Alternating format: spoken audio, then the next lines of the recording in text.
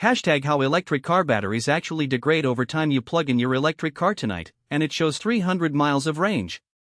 5 years from now, that same charge might only give you 240 miles. Not because anything broke. Not because you did anything wrong. Simply because of an invisible, unstoppable chemical process happening inside every single battery cell, every single day. Understanding exactly how and why that happens could save you thousands of dollars and completely change how you use your EV. This is the real science behind electric car battery degradation. Before we get into the mechanics of degradation, we need to understand what we're actually dealing with when we talk about an electric vehicle battery pack. Modern EVs don't run on a single large battery. They run on hundreds, sometimes thousands, of individual lithium-ion cells bundled together into modules, which are then grouped into a larger pack. A Tesla Model 3 long range, for example, contains around 4,416 individual cylindrical cells. A Chevrolet Bolt EV uses a flat pouch cell design with far fewer but larger individual cells. The architecture differs between manufacturers, but the fundamental chemistry is largely the same, and that chemistry is where our story begins. Inside every lithium-ion cell, you have two electrodes, an anode and a cathode, separated by an electrolyte solution. During charging, lithium ions move from the cathode through the electrolyte and embed themselves into the anode material, which is typically graphite. During discharge, those ions flow back the other direction, releasing energy in the process. This back-and-forth movement of lithium ions is what powers your car and what ultimately causes degradation. Every single cycle stresses the materials involved, and over time, that stress accumulates in ways that permanently reduce the battery's capacity and performance. There are two primary forms of battery degradation that every EV owner should understand. The first is calendar aging, and the second is cycle aging. Calendar aging happens simply with the passage of time, regardless of whether you're driving the car or not. Even a battery sitting in a garage with a full charge is degrading. Chemical reactions continue to occur at the electrode surfaces, the electrolyte slowly breaks down, and the interfaces between materials slowly change. This is why a 5-year-old EV that has barely been driven still shows some capacity loss compared to a brand new one. Cycle aging, on the other hand, is directly caused by charging and discharging the battery. Each charge and discharge cycle physically stresses the electrode materials. Graphite anodes expand when they absorb lithium ions and contract when they release them. This repeated expansion and contraction, cycle after cycle, thousands of times over the life of the vehicle, gradually causes microscopic structural changes that reduce how many lithium ions the anode can hold. Fewer lithium ions stored means less energy capacity, which translates directly into reduced driving range. One of the most significant mechanisms of degradation is something called SEI layer growth. SEI stands for solid electrolyte interface. When a new lithium-ion battery is first charged, the electrolyte reacts with the surface of the graphite anode and forms a thin protective film. This initial SEI layer is actually beneficial. It stabilizes the anode and allows the battery to function properly. However, this layer never stops growing. With every charge cycle, particularly at high voltages, the SEI layer thickens slightly. As it grows, it consumes lithium ions that are permanently trapped and can never contribute to energy storage again.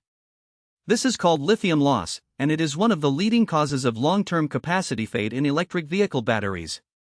High temperatures dramatically accelerate this process. For every 10 degrees Celsius increase in average operating temperature, chemical reaction rates roughly double, which means SEI layer growth approximately doubles as well. This is why EVs operated in consistently hot climates like Arizona or Nevada tend to show faster degradation than identical vehicles operated in mild climates like the Pacific Northwest. Real-world data from Nissan Leaf owners in Phoenix revealed significantly higher capacity loss compared to Leaf owners in Seattle over equivalent time periods.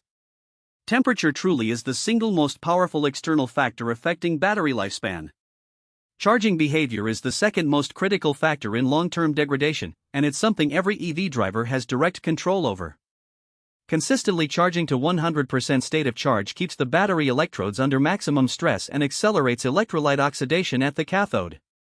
Most EV manufacturers and battery engineers recommend keeping daily charging between 20 and 80% state of charge for regular use.